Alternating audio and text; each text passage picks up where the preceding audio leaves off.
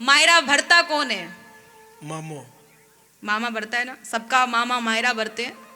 ठाकुर जी के मामा कौन थे? कंस। नाम मत लीजिए महाराज, कोई ना कोई आ जाएगा। कौन थे? कंस। अब ठाकुर जी ने अपने विवाह से पहले किसको मारा था? कंस को मारा। जब कंस मर गया तो मायरा कौन भरेगा? मायरा उनका नहीं भरा है। सच्चाई ये है कि मायरा मामा के बिना नहीं भरा जाता है, तो कृष्ण जी का नहीं भरा है। रुक्मणी जी बोली मेरे मामा ने मेरा मायरा भरा है, मुझे लेके चलो, सारी प्रथा जानती हूँ। ठाकुर जी बोले इतनी भविष्यवाणी और इतनी भूमिका बनाने की आवश्यकता ही नहीं है, सीधे सीधे बोलो कि हमें चलना है। रुक्मणी जी बोली बात तो यही है, जिस दिन से आए ना द्वारिका कहीं घूमने ही नहीं गए, सब पिकनिक मनाने जाते हैं, घूमने जाते हैं, कोई यहाँ कोई वहाँ। हमारे पास इतनी साड़ियाँ, इतने वस्त्र आभूषण, इनको पहन करके कहाँ जाए। एक बात और भी आई है। रुक्मणी जी बोली भोजन थोड़ी बनाएंगे, भोजन बनाने भी नहीं हमको नहीं दिया जाता है, वहाँ भोजन की भी व्यवस्था है, सब कुछ अलग चलती है। रुक्मणी जी बोली हम इतने आभूषण, गहना, सोना चांदी, साड़ियाँ पहन करके कहाँ जाएं, कहीं जाने आने का मौका मिले तो उनका उपयोग आए। एक बार हम मायरा करने के लिए गए तो एक भैया ने आके पूछा, बोली दीदी कथा भागवत में माताओं की संख्या क्यों ज़्यादा होती है? मैंने कहा माताओं के अंदर भाव भक्ति थोड़ी ज़्यादा है इसीलिए आती हैं, यहाँ भी देखो माताएं थोड़ी ज़्यादा है। तो वो बोले नहीं। मैंने कहा तो फिर क्या है?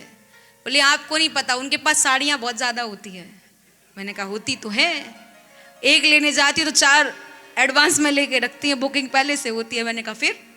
बोले वो पहनने का मौका कहाँ मिलता है, दिखाने का मौका कहाँ मिलता है? बोले कथा भागवत में, इसीलिए भीड़ ज़्यादा होती है। तो ये तो हंसने की बात है, पर सच में माताओं के अंदर भाव बहुत ज्यादा होता है। बोलो भक्ति महारानी की जय। ठाकुर जी बोले तुमको चलना है ना, पर एक शर्त है। बोले क्या? बोले नानी बाई की दादी सास बहुत खतरनाक है, बच के रहना। बोले क्या करना पड़ेगा? बोले जाती उसके पैरों में पड़ जाना, पैर ही दबाते रहना, वो खुश रहेगी। क्योंकि जो बुजुर्ग लोग होते हैं ना, बहुएं जब चरण ज्यादा दबाती है तो उनको खुशी होती है। बोले और? बोले नानी बाई की सास के आगे तो बस जीसा करते रहना। बोली ठीक है। बोले नानी बाई की जो ननद है ना, उसके भी आगे पीछे फिरते रहना, बहुत खतरनाक है वो भी। बोले अच्छा ठीक है। और बोले नानी बाई को तो जाते ही अपने हृदय से लगा लेना, उसको ये महसूस ना होना चाहिए कि उसका भाई उसकी भौजाई नहीं है, क्योंकि हम ही उसके भाई और भौजाई है। नानी बाई बोली ठीक है। वहाँ सांवरे की प्रतीक्षा नानी बाई करे, सांवरा तू कब आएगा। इधर रुक्मणी जी सारी तैयारियों में ठाकुर जी के साथ सम्मिलित हैं। रात में ही ठाकुर जी ने द्वारिका का राज भंडार खोला, सारा धन इत्यादि जो लेना था, सामान जो लेना था, सब लिया, जूनागढ़ जाकर सबको दिखा दिया।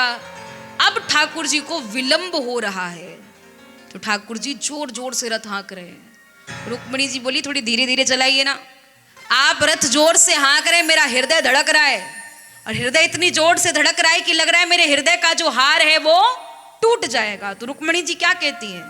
अरे धीमा रथ हाँको प्यारे नंद कुमार, धीमा रथ हाँको प्यारे नंद कुमार, रथ थारो कड़के हियो मारो धड़के, रथ थारो कड़के हियो मारो धड़के, टूटे छे हिवड़ारो हार, टूटे छे हिवड़ारो हार, धीमा रथ हाँको प्यारे नंद कुमार। ए जी धीमा रथ हाँको प्यारे नंद कुमार। ठाकुर जी बोले बहुत धीरे धीरे चला लिया, अब समय नहीं है।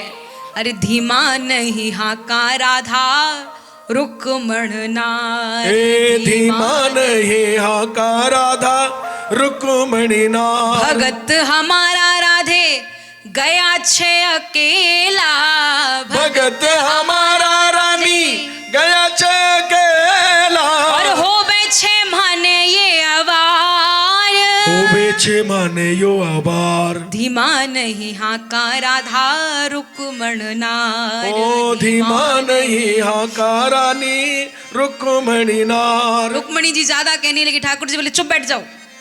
रुक्मणी जी बोली तो फिर मौन साधना कर लें, वो ज्यादा ठीक रहेगा।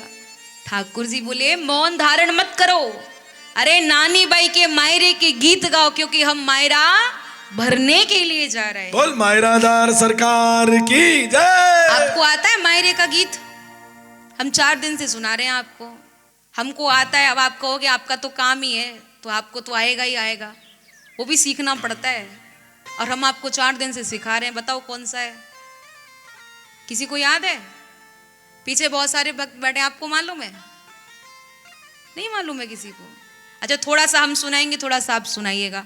भगत बछल प्रभु सारे सब काज, ये नानी बाई के मायरे का गीत है। मैंने पहले दिन कहा था कि इसको याद रखिएगा, ये आपको सुनाना है, तो उठाइए पूरे पूरे हाथ सभी लोग। भगत बछल प्रभु सारे सब काज जी, भगत बछल प्रभु सारे सब काज। ओ नानी बाई रे मायरारी, ठाकुर जी ने लाज सीता, राम जी ने लाज राधे, श्याम जी ने लाज, जय जय नारायण हरि हरि हरि। ओ भगत बछल प्रभु सारे सब काज जी, भगत बछल प्रभु सारे सब काज। ओ नानी बाई रे मायरारी, ठाकुर जी ने लाज सीता, राम जी ने लाज राधे, श्याम जी ने लाज, जय जय नारायण हरि हरि हरि। महाराज रुक्मणी जी नानी बाई के मायरे का गीत गा रही है, वहां नानी बाई दुखी हो गई है। ससुराल में इधर सब मिलकर के कहते हैं कि अब मायरे की तैयारियां करो, नरसिंह जी को कहो मायरा भरने आएंगे। नानी बाई अब दुखी होकर के पानी लेने के लिए गई है सरोवर के पास। बोले बहाना पानी का है, सांवरा आ गया तो ठीक, लौट करके आ जाऊंगी, और जब वो नहीं आए तो उसी सरोवर में डूब के मर जाऊंगी। तो नानी बाई जा रही है महाराज। नानी बाई जाती है, ठाकुर जी से प्रार्थना कर रही है,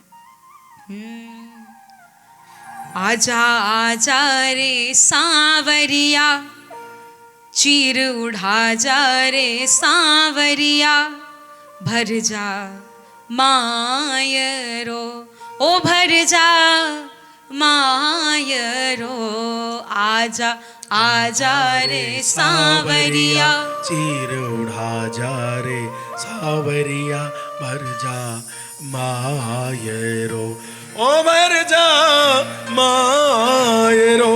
ओ आजा आजा रे सांवरिया, चिर उड़ा जा रे सांवरिया, भर जा मायरो, ओ भर जा मायरो, आजा आजा रे सांवरिया, चीर उड़ा जा रे सांवरिया, भर जा मायरो, ओ भर जा मायरो। बिन मायर री डावड़ी ने नामा जायो भी, ओ बिन मायर री डावरी ने नामा जायो भी, ओहो मायरारी बेला माने कुन उड़ावे चीर, हिवड़े धरा जा रे सांवरिया, चीर उड़ा जा रे सांवरिया, भर जा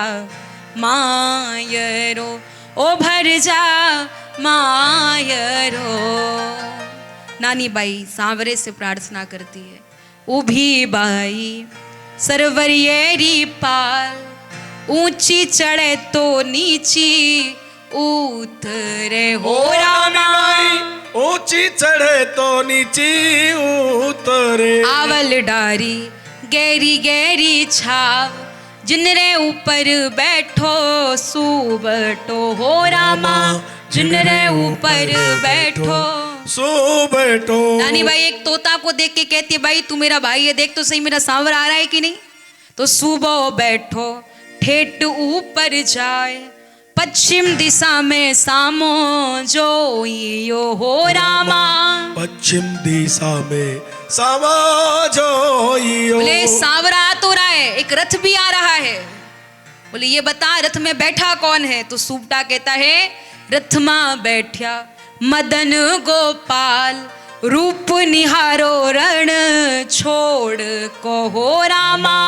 रूप निहारो रण छोड़ रथ में बैठा श्री गोपाल, रूप निहारो रण छोड़ कहो रामा। रूप निहारो रण छोड़ को। नानी बाई देखती है कि अभी तक सांवरा नहीं आया है। आशा नानी बाई की खत्म होती जा रही है। जैसे ही नानी बाई सरोवर में डूबने को होती है, तत्काल ठाकुर जी आके कहते बाई चिंता मत कर, मैं आ गया हूं। बोल सांवरे सरकार की जय। नानी बाई कहती भक्तवत्सल है भगवान की। थे छो बीरा कठेरा सिरदार, किरणा थे जाशो बीरा पाहु ना हो रामा। किरणा थे जाशो बीरा पाहुना। ठाकुर जी कहते हैं शीरंग जीरा मैं छाम जमान, नरसी मेहता संग पाहु ना हो रामा। नरसी मेहता संग पाहुना। नानी भाई बोली यहाँ किसके यहाँ आए हो? तो ठाकुर जी कहते हैं भरनो माने माहेरो अंजार, इन विध गीत सुहावना हो रामा। इन विध गीत सुहावना। नानी भाई बोली अंजार नगर में भी किसके यहाँ मायरा, किसके लिए आए हो? तो ठाकुर जी कहते हैं नानी बाई कर सिम्हारो चाव, इन विध गीत सुनावना हो रामा। इन विध गीत सुनावना। नानी बाई अपनो नाम सुनी ठाकुर जी ने हृदय से लगा ले सांवरा, अगर तू अभी भी नहीं आतो ना तो आज बाई ने देख नहीं पातो, इतो समय लगा दियो। ठाकुर जी बोले मैं तो पहले ही आ जाता, पर ये जो रुक्मणी जी आदि आदि रानी महारानी है ना, इनको ही आने में समय लगा, इसलिए मैं विलंब कर गया। नानी बाई बोली अब यहां से आगे विलंब मत करना, समय से आना और मायरा भर के जाना। बाप जी की बहुत हंसी हो रही है। ठाकुर जी कहते भाई चिंता मत कर, निश्चिंत होके जा, और मैं अब मायरा लेकर के आ रहा हूं। ठाकुर जी चले जाते नानी बाई को समझा के। नानी बाई जो रोज जल छान के लेके जाती है, आज वो बिना ही छाना जल लेके चली गई। क्यों महाराज? अब कोई डर नहीं है, क्योंकि अब भाई आ गया है। नानी बाई खुश होकर के जाती। नानी बाई उमग हिया सुन रिद सिद्ध की बात, और जल भरती थी छाण के, पर आज अनछाणो ले जा। आज अनछाणो ले जा।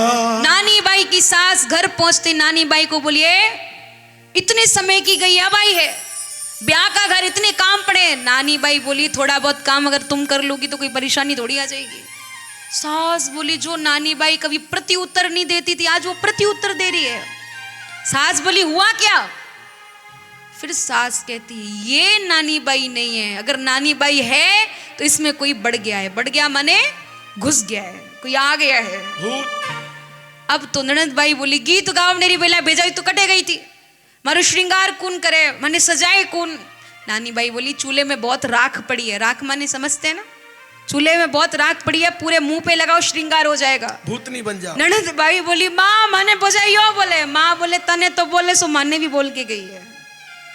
अब तो सब बोले भाई ये नानी बाई नहीं, अगर है तो कोई बढ़ गया, पावर आ गया। नानी बाई की सास कहती है भाई होयो कहीं? नानी बाई कवे मारो भाई आई क्यों? सांवरा सेठ की जय। सास बोली बाप आयो तो 16 सूर्या ने लेके, और बचा कुछ ने भाई लेके आ गया। बोले नहीं नहीं मायरो लेके आयो है।